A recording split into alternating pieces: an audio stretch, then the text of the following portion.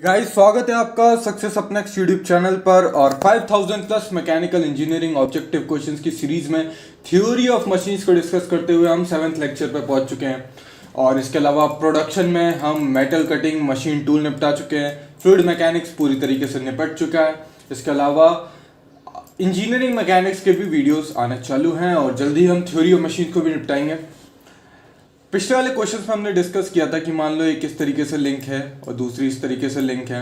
ये वाली अगर ओमेगा 1 से जा रही है, दूसरी वाली यहाँ पे अपोजिट डायरेक्शन में जा रही थी, तो रिलेटिव वेलोसिटी क्या हो जाती है? एंगुलर के केस में ओमेगा 1 प्लस ओमेगा 2 हो जाती है।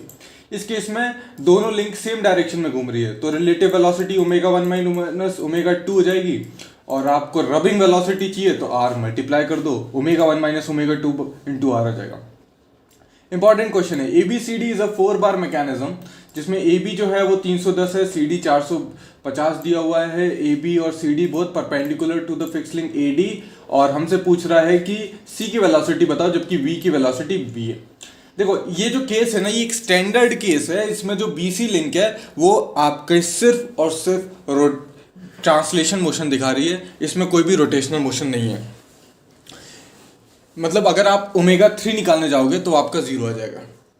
ओके, खैर हम इसको किस तरीके से सॉल्व करें? मान लो इसको 1, इसको 2, इसको 3, इसको 4 मान लो। अगर मुझे वेलोसिटी C की निकालनी है, मान लो ये जो फोर्थ लिंक है ओमेगा 4 से घूम रही है, तो VC आराम से बता देंगे ओमेगा 4 इंटू CD हो जाएगा। इसमें तो कोई दिक्कत है नहीं, VC की वैल्यू आ जाएगी। पर ओमेगा 4 कैसे निकालूं मैं? देखो, मुझे B की वेलोसिटी पता है, VB कितने के बराबर होगा? ओमेगा 2 इंटू AB हो जाएगा। भाई अगर ये लिंक 2 ओमेगा 2 से घूम रही है तो ओमेगा 2 इंटू AB हमारा B हो जाएगा। मेरे पास एक और फॉर्मूला होता है जिसे कहते हैं ओमेगा 2 इंटू I12 I24, क्योंकि मुझे 4 के साथ ओमेगा 4 निकालना है, तो I14 I24 ये फॉर्मूला होता है। ओमेगा 2 मुझे पता है, कैसे? V is equal to omega 2 by omega 2 into AB, यानी कि ओमेगा 2 हो जाएगा V बाय AB। I12 ये जो पॉइंट होगा, ये 1 और 2 जहां पे जॉइंट है, I12 हो जाएगा, ये 1 4 हो जाएगा, ये C वाला जो पॉइंट है ये 3 4 हो जाएगा, और ये जो B वाला पॉइंट है ये I23 हो जाएगा। पर मुझे I24 नहीं पता, कोई बात नहीं, 1 2 3 4 इस तरीके से लिखते हैं। 2 को से 2 4 जाना है। कैसे जाएंगे? 1 से 2 जाओ, फिर 1 से 4 जाना, 1 से 2 1 से 4, मतलब कहीं ना कहीं इस लाइन पे पड़ेगा। फिर दूसरा रास्ता क्या है? 2 3 से 3 4 चले आओ, 2 3 यहां पे था, 3 4 इस वाली लाइन को एक्सटेंड करो, और जहां पे ये मिल जाएंगी, मैंने जानबूझ के थोड़ा सा मिला दिया इसको ताकि इधर खींचे ना, पर एग्जैक्टली भी मिलती हैं, और उस पॉइंट को कहेंगे क्या? 2 4 कह देंगे। ठीक है, मान लो ये एंगल अगर थीटा है और ये जो डिस्टेंस है इसको मैं x मानूं, तो ये क्या हो जाएगा? ओमेगा I12 से I24 का डिस्टेंस, मतलब ये जो डिस्टेंस है ये x है। लिखना आसान है इस वजह से मान लिया मैंने। और I24 से लेके I14 का डिस्टेंस मैंने y मान लिया, तो इसकी जगह मैं अब y बोल दूंगा। ठीक है, 1 2 से 1 4 tan थीटा में देखना चाहता हूं, tan थीटा, इसको मान लो मैं I बोल देता हूं। तो इस ट्राइंगल में IAB tan थीटा क्या हो जाएगा? tan थीटा हो जाएगा AB डिवाइडेड बाय x। एक और ट्राइंगल बन रहा है यहां पे IDC, उसमें tan थीटा क्या हो जाएगा? CD divided bye y। तो बस x की जगह में क्या लिखूंगा AB divided by tan theta. इस AB से ये AB गया, ओमेगा 4 निकालना है, I14 I24, तो y को क्या लिख सकता हूं? y is equal to CD divided by tan theta, CD divided by tan of theta. ये tan थीटा से tan थीटा भी गया। ओमेगा 4 की तो वैल्यू आ गई मेरे पास, V डिवाइडेड बाय CD। अब मुझे पता है कि VC निकालने के लिए ओमेगा 4 को मल्टीप्लाई करना है CD से, तो V by CD into CD, V से V कट जाएगा, बचेगा सिर्फ V, तो हमारा आंसर आ जाएगा V। और V हमारा आंसर आ गया। मैंने क्या बोला था शुरुआत में, वीडियो की शुरुआत में, कि ये जो लिंक है ये सिर्फ प्योर ट्रांसलेशन मोशन में है। इस वजह से जो प्योर ट्रांसलेशन मोशन में मतलब ये सीधी की सीधी v वेलोसिटी से, इस पॉइंट की वेलोसिटी भी v है, इसकी वेलोसिटी v है, इसकी वेलोसिटी v है, ठीक है। और अगर आप ओमेगा 3 निकालने जाओगे तो वो भी आपका जीरो आ जाएगा, खुद निकाल के देख लेना ना, आ जाएगा जीरो। नहीं आता तो बताना कमेंट सेक्शन में, मैं करके दिखा दूंगा। एक थिन सर्कुलर डिस्क है जो कि रोल कर रही है विथ लीनियर स्पीड, जब लीनियर स्पीड से रोल कर रही है along a straight path on a plane surface. तो अब एक सर्कुलर थिन डिस्क है, ठीक है, मान लेते हैं प्लेन सरफेस पे रोल कर रही है इस तरीके से, और यूनिफॉर्म लीनियर वेलोसिटी से रोल कर रही है। तो all points of the disc have same velocity? नहीं, ऐसा नहीं होता। देखो, जो पॉइंट कांटेक्ट में है उसकी वेलोसिटी तो जीरो होगी, उसकी वेलोसिटी जीरो होगी। जो सबसे ऊपर है उसकी वेलोसिटी 2 टाइम्स v होती है। इस वाले पॉइंट की वेलोसिटी इस डायरेक्शन में भी होगी, और ये पॉइंट आगे भी जा रहा है तो इस डायरेक्शन में, मतलब कि इस पॉइंट की जो वेलोसिटी होगी वो आपको इस डायरेक्शन नीचे की तरफ देखने को मिलेगी, ठीक है, और इसकी ऊपर की तरफ देखने को मिलेगी, और इस पॉइंट की वेलोसिटी ऊपर की तरफ होगी। तो हर पॉइंट की वेलोसिटी अलग होगी, डायरेक्शन अलग होगा। सेंट्रल ऑफ डिस्क का जीरो एक्सेलरेशन होगा। ये एग्जैक्टली सही है। क्यों सही है? देखो, जो ये यूनिफॉर्म वेलोसिटी से जा रही है, यूनिफॉर्म लीनियर वेलोसिटी से, मतलब इसका एक्सेलरेशन जीरो होगा। कौन सा एक्सेलरेशन जीरो होगा? सीजी के अबाउट इसका एक्सेलरेशन जीरो होगा, और सीजी कहां लाई करेगा? इसके सेंटर पे। तो ये स्टेटमेंट तो सही हो गई, ठीक है। और सेंट्रीफ्यूगल एक्सेलरेशन होता है ओमेगा स्क्वायर आर के बराबर, और सेंटर पे आर तो जीरो होगा, तो सेंट्रीफ्यूगल एक्सेलरेशन तो होगा ही नहीं, ये स्टेटमेंट भी गलत है। The point on which disc is making contact with the have zero acceleration, इसका इस पॉइंट पे जीरो एक्सेलरेशन नहीं होगा, इस पॉइंट पे इसका क्या होगा? जीरो वेलोसिटी होगा। एक तो सेंट्रीफ्यूगल एक्सेलरेशन तो आपको ऐसे ही दिख जाएगा ना अंदर की तरफ, ठीक है। A component of acceleration parallel to the velocity of the particle is known as, तो मान लो कोई पार्टिकल है, वो इस डायरेक्शन में जा रहा है, वेलोसिटी इसी डायरेक्शन में, इसका एक्सेलरेशन क्या होता है? टेंजेंशियल एक्सेलरेशन होता है। मान लो ये पॉइंट अगर सर्कुलर डायरेक्शन में भी घूम रहा होता, इस पॉइंट की इस पे वेलोसिटी इस डायरेक्शन में होती, तो जो हमारा टेंजेंशियल एक्सेलरेशन होता है, ए टेंजेंशियल, वो इसी डायरेक्शन में होगा, ठीक है। और ठीक है, फिर component of acceleration perpendicular to the velocity. अब इसका परपेंडिकुलर यानी कि अंदर की तरफ, toward the central centrifugal acceleration कितना होता है? v स्क्वायर बाय आर के बराबर होता है, और ये दोनों आपस में परपेंडिकुलर होंगे, ठीक है। तो perpendicular to the velocity radial component देखने को मिलेगा, ठीक है। नेक्स्ट बोलते हैं, ये देखो इस पे स्टार मार्क करके रखा है, कुछ पॉइंट में इसमें क्वेश्चन में थोड़ा सा एम्बिगियस है। एक पॉइंट है B on a link A B, ठीक है, मान लो ये लिंक ए बी, ये पॉइंट ए है यहाँ पर, और इस कोने पे पॉइंट बी है, ठीक है।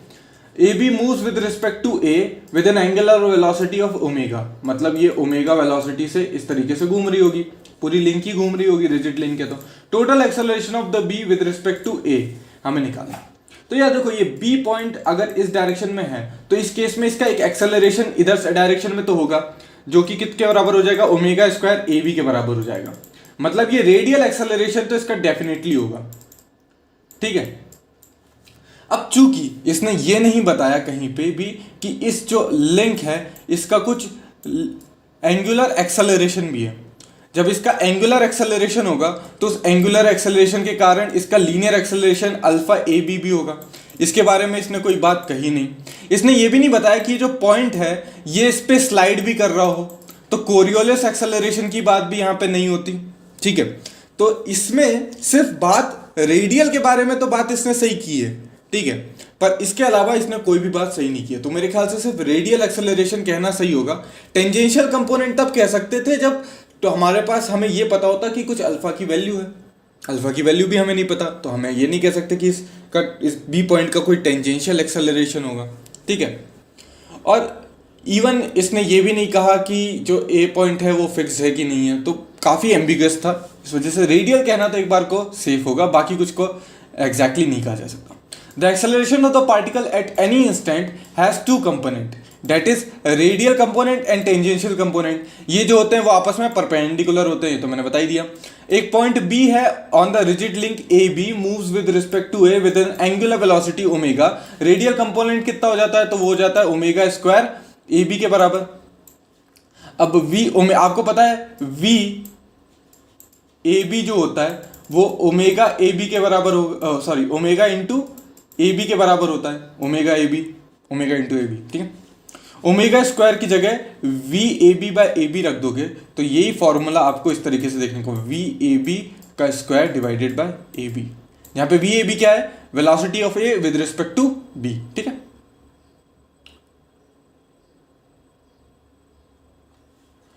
The point B on the rigid link, अच्छा इसमें ये बी ए दिया हुआ है ना, तो फिर एक माइनस साइन के साथ आ जाएगा, पर स्क्वायर हो रहा है तो फिर वो वैल्यू वही आ जाएगी, ठीक है, अगर मैग्नीट्यूड वाइज बात करोगे तो, ठीक है।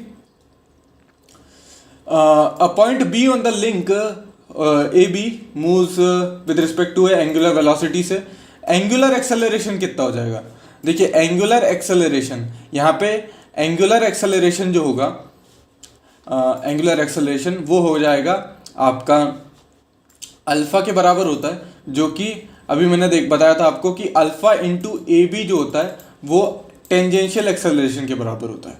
तो अगर आपसे एंगुलर एक्सेलरेशन अल्फा पूछ रहा है तो वो जाएगा A T divided by A B, तो यहाँ पे ए टी है तो फिर बी ऑप्शन करेक्ट होगा, ठीक है।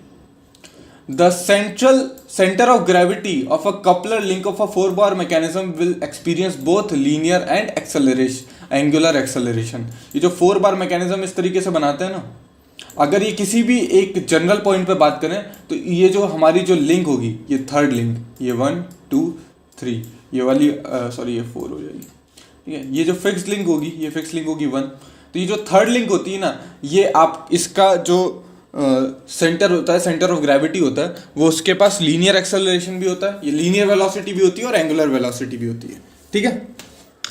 एक स्पेशल केस बनता है जहाँ पे angular velocity, angular acceleration zero हो जाता है, ठीक है। When a point moves along the straight line it's acceleration will have, तो अगर एक स्ट्रेट लाइन में बॉडी मूव कर रही है, मतलब इसका रोटेशनल मोशन है नहीं, तो इसके पास सिर्फ टेंजेंशियल कंपोनेंट होगा, सिंपल सी बात है। When a point at a link, and of the link with a constant angular velocity it's acceleration, अगर कांस्टेंट एंगुलर वेलोसिटी से घूम रही है, मतलब अल्फा 0 है, तो उसका सिर्फ एक एक्सेलरेशन का डायरेक्शन होगा टुवर्ड इट्स सेंटर, और वो रेडियल कंपोनेंट होगा ओमेगा स्क्वायर बाय आर या फिर वी स्क्वायर बाय आर के बराबर, ओमेगा स्क्वायर इंटू आर या फिर वी स्क्वायर बाय आर के बराबर। शेपर मैकेनिज्म में कोरियोलिस कंपोनेंट ऑफ एक्सेलरेशन नहीं आता, तो ये बिल्कुल गलत है, आता है। अब ये कोरियोलिस कंपोनेंट होता क्या है, ध्यान से देखो।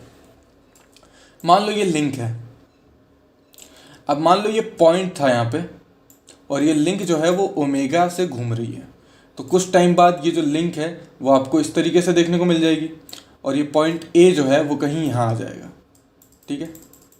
ये लाइन, ये पॉइंट था ए का डिस्टेंस था, अब ये पॉइंट ए यहाँ पे आ गया, ठीक है। ऑब्वियसली एक सर्कल में मूव करेगा। मान लो ये जो पॉइंट था, इसके ये इस पे स्लाइड भी कर रहा था कुछ वी वेलोसिटी से, कुछ वी वेलोसिटी से स्लाइड भी कर रहा था। इस केस में क्या होगा, ये पॉइंट कहीं यहां आ जाएगा। आप खुद ही सोच के देखो, जब तक ये यहां से यहां मूव करेगी, ये पॉइंट थोड़ा आगे मूव कर जाएगा, तो ये यहां ना रह के कहीं यहां आ जाएगा, आ गया। पर अब इस केस में आप सोचो कि ये यहां से इस पॉइंट से यहां पे आया है, ये जो इसने मूव किया है इसका भी तो कुछ एक्सेलरेशन होगा, है ना, समझे बात को। अगर ये सिर्फ यहाँ पे फिक्स्ड होता तो ये यहाँ से यहाँ आ जाता, यहाँ पे हमें मिल जाता, पर ये चूंकि स्लाइड भी कर रहा था तो ये थोड़ा सा यहाँ से आगे बढ़ गया। ये जो एडिशनल एक्सेलरेशन इसको मिला उसी को कहते हैं कोरियोलिस कंपोनेंट ऑफ एक्सेलरेशन। और इसको किस तरीके से, इसका फॉर्मूला क्या होता है, 2v ओमेगा। इसका डेरिवेशन इंपॉर्टेंट नहीं है, बस इतना याद रखो कि ये एक्चुअली में आया क्यों, ठीक है। तो ये जो एक्स्ट्रा मोशन हो रहा है ना, ये एक्स्ट्रा मोशन एक कुछ वेलोसिटी के साथ यहाँ से यहाँ गया होगा ना, उस वेलोसिटी पर यूनिट टाइम को ही क्या कहेंगे, कोरियोलिस एक्सेलरेशन कहेंगे, जिसका फॉर्मूला क्या होता है 2v ओमेगा के बराबर। The tangential component of acceleration of a slider with respect to the coincident point on the link is known as, जो स्लाइडर जो टेंजेंशियल कंपोनेंट है स्लाइडर का with respect to the coincident point on the link, उसे कह देते हैं Coriolis component. और ये आपका क्विक रिटर्न मैकेनिज्म में आपको ये भी कैलकुलेट करना पड़ता है, ठीक है।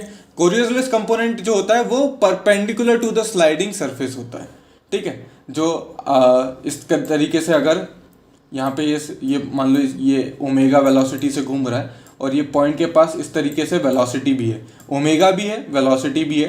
तो फिर जो कोरियोलिस कंपोनेंट होगा ना, जिस डायरेक्शन में एंगुलर वेलोसिटी किस डायरेक्शन में है, एंटी क्लॉकवाइज में, तो इस v वाले को एंटी क्लॉकवाइज घुमा दो 90 डिग्री से, ये 90 डिग्री इस डायरेक्शन में आपको 2v ओमेगा देखने को मिलेगा। तो परपेंडिकुलर टू स्लाइडिंग सरफेस होता है आपका Coriolis component. Take into account quick return mechanism में, और कोरियोलिस कंपोनेंट फॉर्मूला क्या होता है, 2 ओमेगा v के बराबर होता है। तो वेलोसिटी स्लाइडर और एंगुलर वेलोसिटी पे भी डिपेंड करेगा, ठीक है। 2 कांस्टेंट होता है, 2 पे डिपेंड नहीं करेगा।